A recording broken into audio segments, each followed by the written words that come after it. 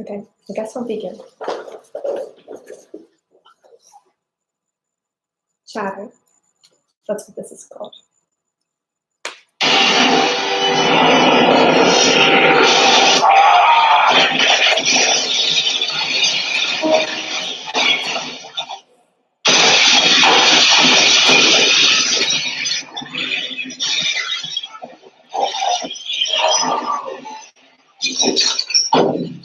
Hi.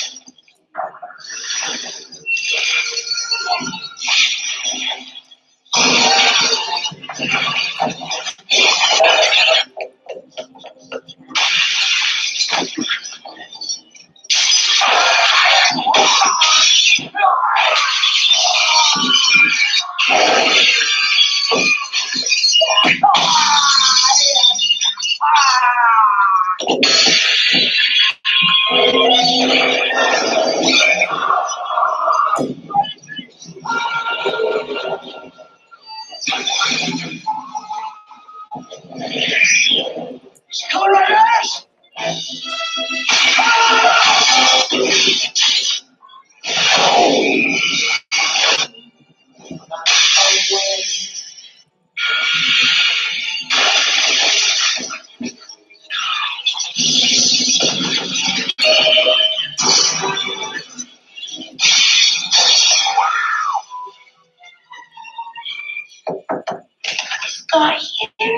You know what? She just left.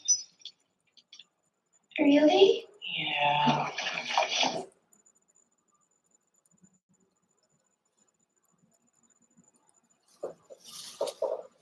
That was a compilation of shattering glass clips in movies. That wasn't everything. It's also giving people time to train this. When I was 10 years old, I lived in an apartment on Wilshire called the Princess. One morning I awoke to find our beige carpeted apartment stained with blood and littered with bits of glass. I remember the bathroom sink in particular. Blood and glass circled the drain. I stared into it with a terror I had never before experienced. It was the first time I had encountered blood in this way. My father informed me that in the middle of the night, our drunk neighbor had locked himself out of the building and attempted to punch a hole through the glass door in order to reach the lock and let himself in. But his calculations were off, and I imagine he had that sort of superhuman courage that you get when drunken. And so when he punched through the glass, the entire door shattered on him. He then came to my dad because he was the only other person that he knew in the building. Outside of our unit, a trail of blood led to the elevator, and in the center of the elevator, there was a dark, viscous pool. I remember riding the elevator down and my dad and I standing on either side of the pool. In the lobby, there was so much shattered glass and so much blood, I could not believe this man had survived, let alone walked away. My dad assured me that he was fine. He had called him an ambulance. In movies, when a character crashes through glass and more often than not emerges unscathed, it is meant to convey the character is impenetrable, immortal, or a god. Or it's used as a kind of comic relief, it depends. But more often than not, it's kind of this breakthrough, this immortality sort of thing, or a metaphor that they have like passed through some kind of, from one hazardous arena to another, or otherwise evolved as a character. But when my neighbor crashed through the glass, shards of glass penetrated his skull and had to be removed.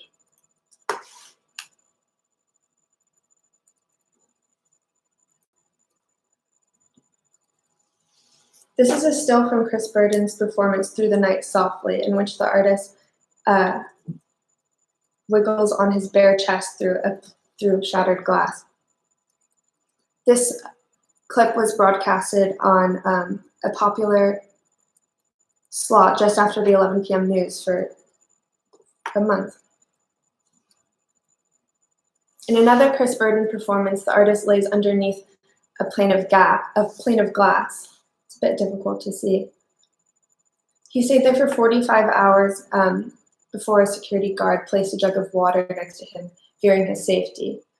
This triggered Burden to end the performance, and because it sort of needed a shatter in order to end, and he didn't want to break, it needed the shatter to end, so he ended up breaking the glass of the clock rather than the glass that he was under.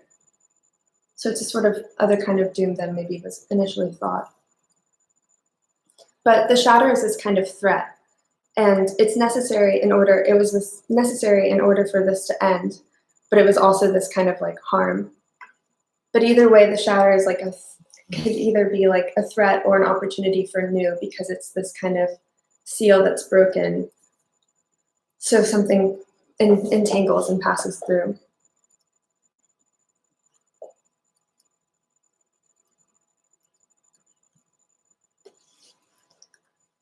Shatter.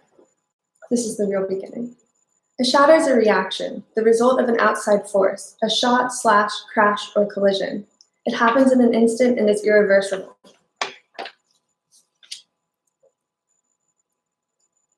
Glass is in fact a liquid, cooled well below its point of solidification and held between two highly stretched sheets, which accounts for both its transparency and its tendency to shatter into tiny fragments. Depending on the force and strength of the material, sometimes the shatter can be sustained in static space, like a web or a trap or a still image. Pause, perhaps mere nanoseconds, before an implosion, a burst, or a fall to pieces. The pieces of glass press against each other, supporting the shattered structure, and time is stilled. This diagram shows a crack as it's expanding. It's at the nanometer scale. Sometimes a crack will happen, but it doesn't actually cause the shatter until later, once the cracks have kind of cracked and upset the structure.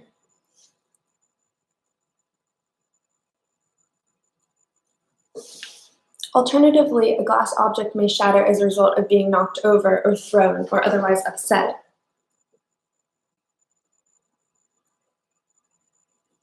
And then there's, of course, the famous scenario in which the opera singer cracks the glass using their voice. This is possible, but it has to be a crystal glass, and you have to get the right frequency and sustain this pitch. But it is possible for the glass to vibrate itself to pieces. But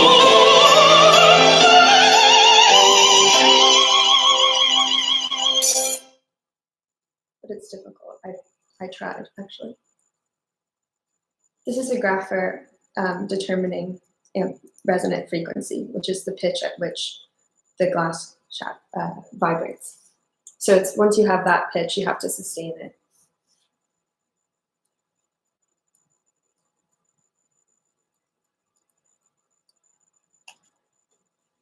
There are, of course, many types of glass, each with their own structures and traits, and then patterns of breaking. Right now, of course, there's an emphasis on developing an antimicrobial glass and making that widely available for smartphones and et cetera, et cetera.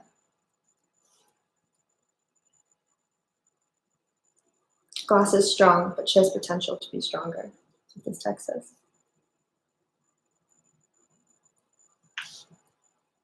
A new type of glass, 200 times the strength of a standard variety, was inspired by the structure of mollusk shells. Mollusk shells are extremely tough as a result of an abundance of tiny fault lines called interfaces, which you can sort of see here. This strategy was replicated across glass slides using a 3D laser to engrave microscopic fissures. This allows the glass to better absorb shock, so it bends instead of shattering. That same sort of technology is used with bulletproof glass, which is usually made from a soft glass and then a hard glass in combination. Again, so it bends instead of shatters, and it's just generally more flexible. Also very thick, the more like expensive and intense bulletproof glass well, there are all these like really insane images you can't really see in this, but the bullets become like wedged in the glass and become these kind of like weird glass fossils that also kind of look like contemporary art, but like in this kind of sickening way.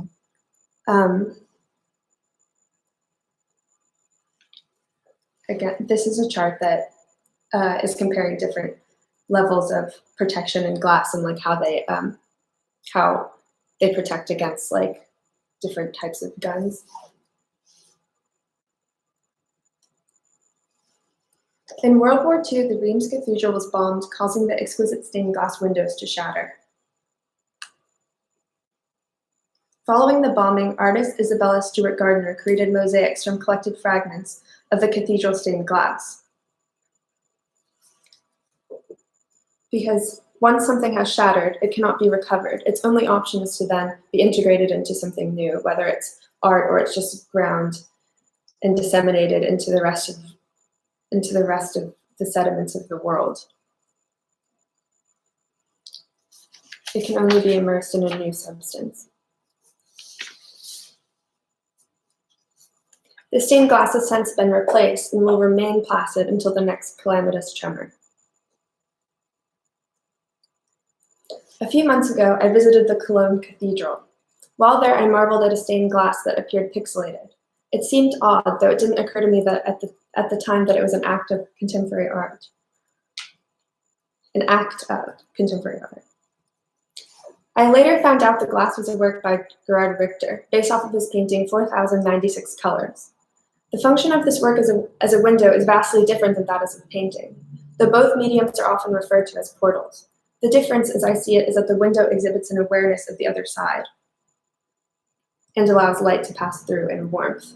Though they both kind of, though a stained glass window is different from a normal glass window in that it doesn't provide a view of the other side, it just has this kind of aura of the other side, which is the warmth and the light that passes through the glass.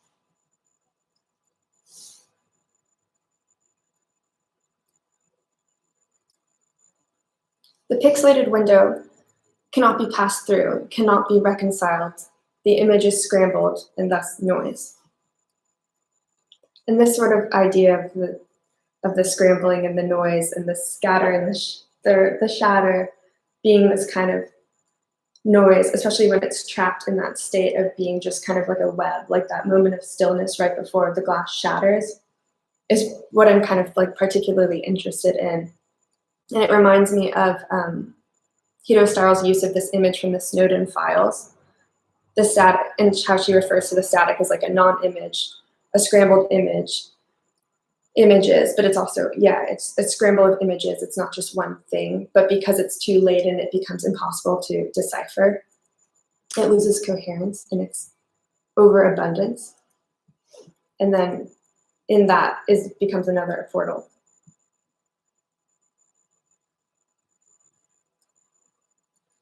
The image of the ghost in the mirror is common in horror lore, and many people have claimed to own haunted mirrors responsible for inexplicable sights and acts. After browsing a Reddit forum for far too long, in which people compared their experiences with such happening, I found there is a debate over the question as to whether shattering the possessed mirror will trap the spirit in our world, in their world, or in the unidentified space between. Or in the unidentified space between, a sort of purgatory or like interstitial, supernatural, superhuman ghost realm that some people believe is like what the mirror sort of sustains, depending on how you feel about the supernatural, where you stand. How I feel is that,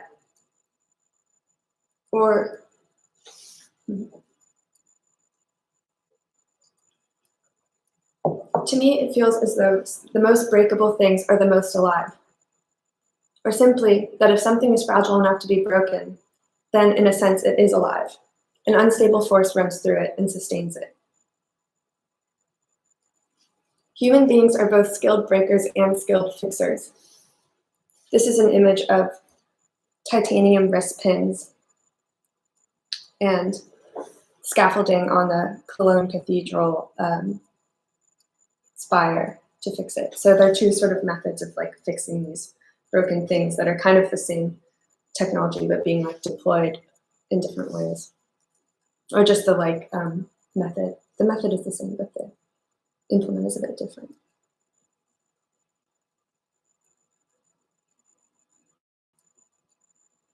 This is a skeleton of Lucy, who was an like, early human. Her shattered bones led us to believe that these early humans were skilled tree climbers, and that her death probably was a result of her falling from a tree. So this shatters helps us kind of learn about ourselves and our history. I also apply this sort of to dust, and that a sample of dust is kind of this, has a lot of different qualities that provide insight into like our personal sort of like predilections and what we invite into our homes and where we live. For example, a sample of household dust from the 50s was comprised of 14% glass, whereas a sample of household dust from the 2000s was comprised of 4% glass, which exemplifies that the sort of switch from consumer goods being packaged primarily in glass to being packaged primarily in plastic.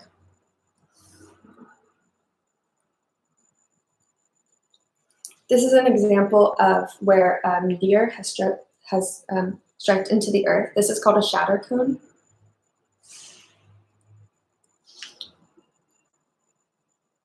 A shatter cone is a rare geological feature that is naturally formed when a meteorite impacts bedrock.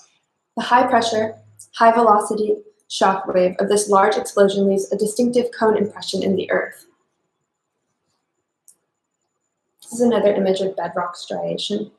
I like how in this one it looks a bit like curtains, like the rock is reaching upward as if in exaltation, because it's shocked by the pressure and speed of this meteorite.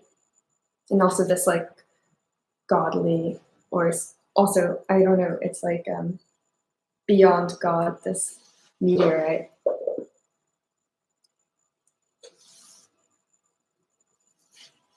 In a talk at MoMA titled The 11th Prismatic, Tricia Donnelly, whose birthday was yesterday, states, "A different time is found in faulted space. One not dictated by the other, Platonic. I was within the assumption that the object, namely the object of art, when looked at for long enough, could be cracked, pixelated in links, and shattered. It's as if something must be obliterated in order to fully be seen, considered, potentially understood." That's how I feel. Sorry, I'm going to read the second part of that quote again to just reiterate. I was within the assumption that the object, namely the objects of art, when looked at for long enough, could be cracked, pixelated in links, and shattered.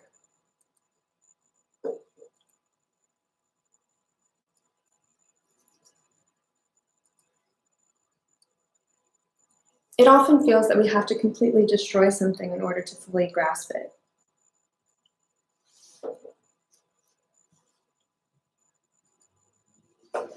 Simone Weil believes and talks a lot about decreation. It's one of her kind of primary but very not widely accepted beliefs, which is that the sole object of one's existence is to give up one's existence. So life is kind of sustained via this extended dissolve of yourself into the rest of the world, or it's giving up the self, complete disavowal. You can really barely see this, but this is an image of Lutz Bacher's show at 356, in which it's an image of glitter sort of scattered on the ground, so you're not really aware of it in the space, but then it leaves with you. So it has that sort of suspended or extended life through its dissolve.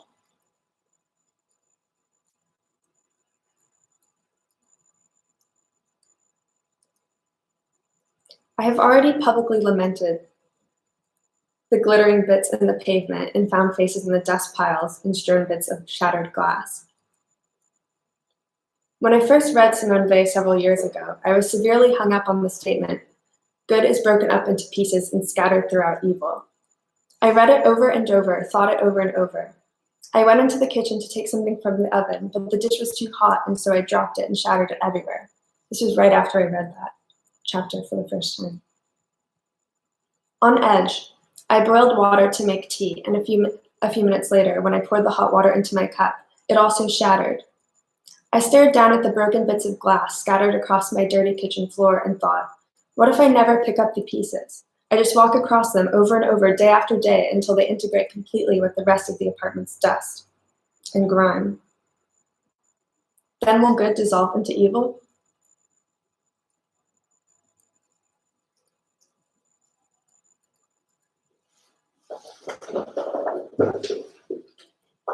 Then will good dissolve into evil? Okay, this is the end of my presentation for now. Any questions? Thanks for joining.